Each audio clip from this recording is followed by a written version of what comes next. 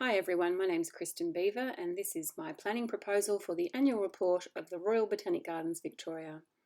In the interests of keeping this screen presentation short and engaging, I won't read every detail from the presentation, rather I'll just outline the overview.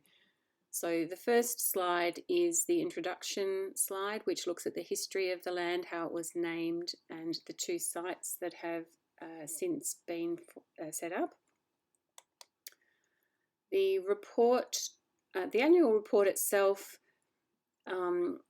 it really is an outline of the year of activity of the organisation. It has lots of reports that you would expect to see in an annual report from all of the governors.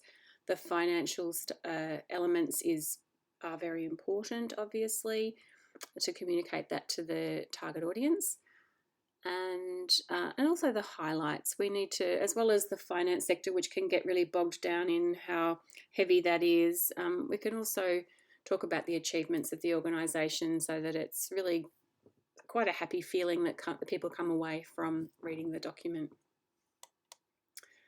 The purpose of the annual report is to comply with reporting guidelines, to report to sponsors and supporters, as I mentioned just before, and also the good things that the organisation do are such a strong marketing and public relations story that this document can be used for promoting the organisation in the relevant sectors.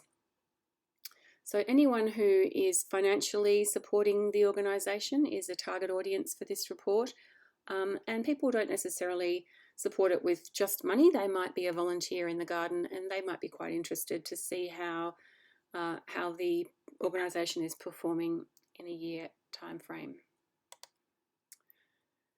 The structure of the document will follow this table, with the introduction first, information about the organisation following that.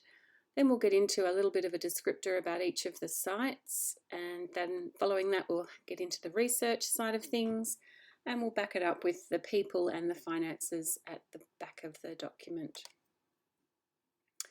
Looking at the mood boards, this first one has a very floral focus. You get a very happy mood from looking at this mood board.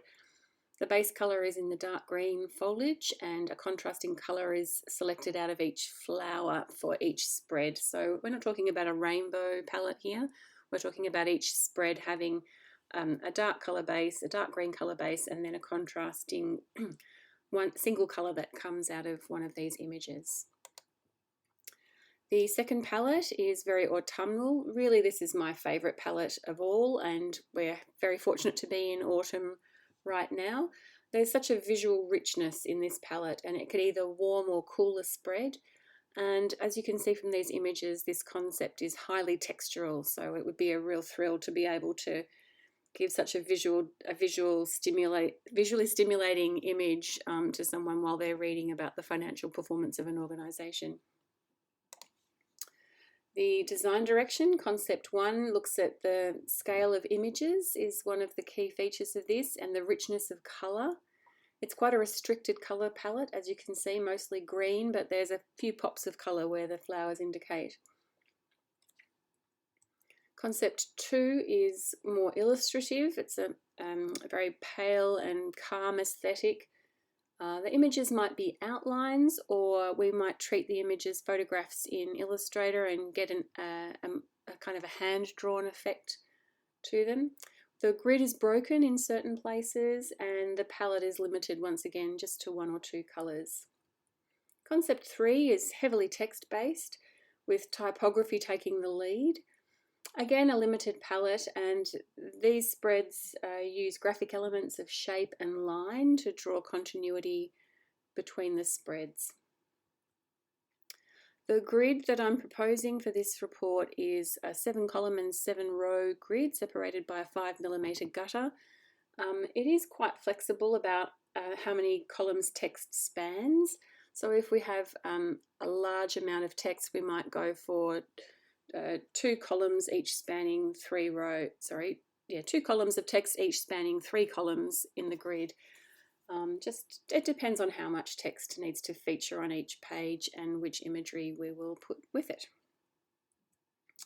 Typography, I've got two pairs of typography families to show you. The first one is the classic Garamond paired with Proxima Nova. They come in multiple weights, each of them, and at the bottom here you can see I've trialed them using the text from the document just to show you how it would look with one font sitting as the headline and the other font in the body copy. Garamond is a very small font and very difficult to read. That is 12-point type, but I can see that there'll be issues with that being reversed out of a coloured background in print. Typography selection 2 is Railway paired with Playfair Display.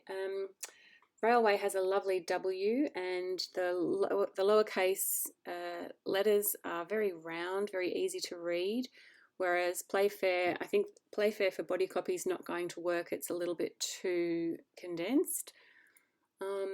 Yeah, I think this last combination with Playfair as the heading and Railway as the body copy is probably my favourite. I'm leaning in that direction for this publication.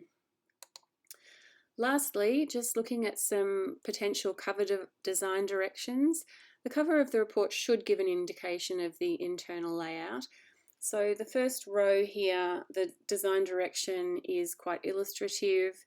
The flower that you can see there is the flower that's been posterized and used throughout this presentation as an image.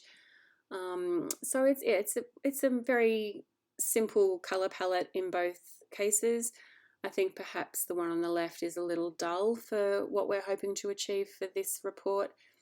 And the second design direction is the bottom row, which really does favour low contrast, highly detailed images, detailed photographs where the colours of the graphics and the text are drawn from the images themselves. The cover will indicate the overall narrative of the publication, and it's very important that it's on brand and inviting, and that there's visual continuity with the theme carried throughout the report, with just consideration given to the way the elements would sit on the grid so that the document doesn't become predictable and dull. So that's it for this publication presentation. I hope that appeals, and thank you for joining me.